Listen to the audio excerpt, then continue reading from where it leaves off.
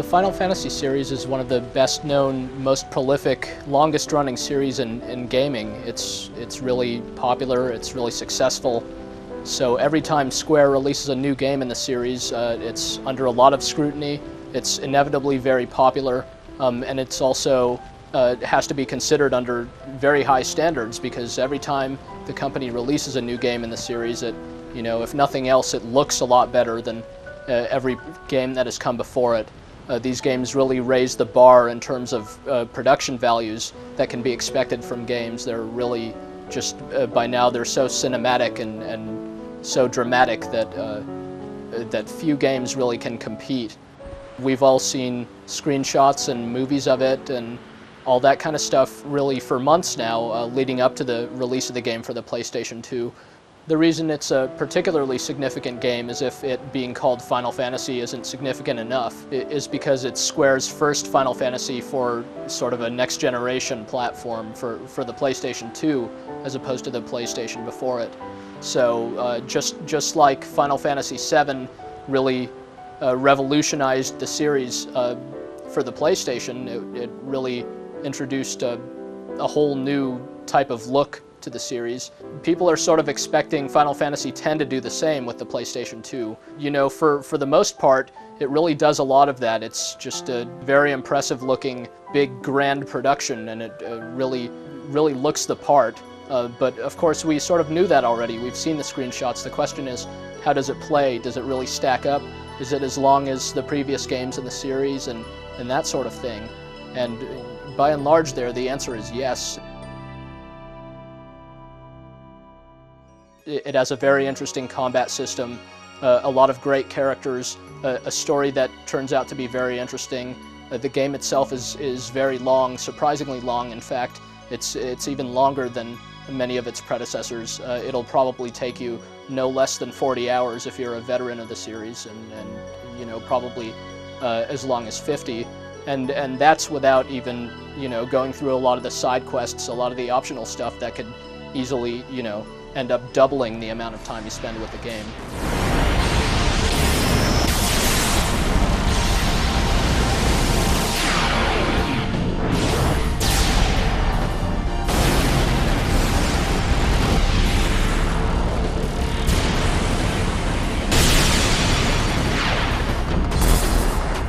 The game uses a turn-based combat system like every other Final Fantasy game before it. You have 3 characters active at any given time, but you actually, in most cases, have access to your entire party of characters. Early on in the game, you pretty much meet all your friends, and you have more than half a dozen characters in your team. So what happens is you can swap one character in for another, and although you only have the 3 guys up front fighting whatever it is you're fighting, you can always call someone else in for reinforcements. The game still ends if you lose all 3 characters who are active, so it's not entirely logical. Like why don't those other guys come in and help? But it actually helps gameplay a lot, because these battles last a long time anyway, and if they were balanced, to face them with like 7 characters rather than just 3, then they'd take even longer. As it is, the combat system works quite well. It's very, very strategic, very tactical. You have you get to see now the order in which your characters are going to move in. You'll see that you'll get 2 turns and then the enemy is going to go. So you'll have to anticipate what the enemy is going to do and try to get prepared for that.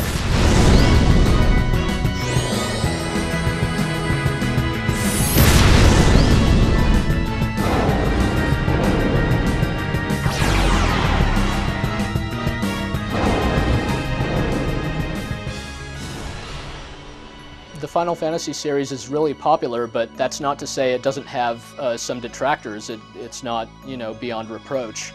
Some people have criticized the series, particularly since Part 7, for being very time-consuming. You have these really drawn-out battle sequences where you're seeing these admittedly incredible-looking spell effects going off and all kinds of things happening, but the battles sort of, some people think the battles sort of drag on, and they wish the game would kind of snap to it and move a little bit faster. Of course, fans of the series really love the more leisurely pacing, the sort of epic nature of the game. And Final Fantasy X, to be sure, does follow in the tradition of the more recent games in the series. it is a time-consuming game. It's not something you could just play for 5 or 10 minutes at a time. It's something you kind of have to hunker down with and spend a good few hours with if you're going to get anywhere, because, you know, especially in the second half of the game, you'll start fighting some of these battles that really take quite some time to get through.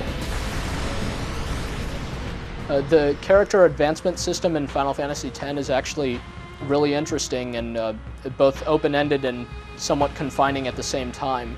It looks really intimidating at first. You don't just gain levels like you do in most RPGs, but rather you gain these points that you could then use to move around this big kind of confusing looking map called the sphere grid. The way it works is every time you move a place on this grid, you move next to these spaces that you could then purchase using these little spheres that you find. And every time you purchase one of these, they do various things, like they'll raise your strength or they'll raise your hit points and so on. So you don't just gain a level and, you know, get more strength and get more hit points. You just gain these things one bit at a time.